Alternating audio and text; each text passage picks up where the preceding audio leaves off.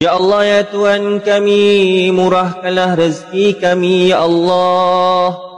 Tunaikanlah segala hajat-hajat kami, ya Allah. Ya Allah, ya Tuhan kami, matikanlah kami di dalam keadaan sempat menyebut La ilaha illallah Muhammadur Rasulullah. Ya Allah, ya Tuhan kami, Kau terangilah kubur-kubur kami, ya Allah. Ya Allah, ya Tuhan kami, Kau haramkanlah kami daripada memasuki api neraka-Mu, ya Allah.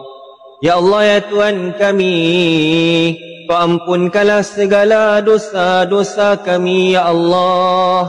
Dosa kedua ibu bapa kami, ya Allah. Dosa guru-guru kami, ya Allah. Kaum kerabat kami, ya Allah. Ya Allah, ya Tuhan kami, sekiranya ada kedua ibu bapa kami yang telah pergi kepadamu, ya Allah, dan sekiranya mereka diazab oleh-Mu, ya Allah, kami mohon kepadamu, ya Allah, Kau hentikanlah azab siksa ke atas mereka, ya Allah. Kau luaskanlah lubang kubur mereka seluas mata memandang, ya Allah. Kau jadikanlah lubang kubur mereka daripada tanaman-tanaman syurga, ya Allah. Ya Allah, ya Tuhan kami, perkenankanlah segala doa-doa kami, ya Allah.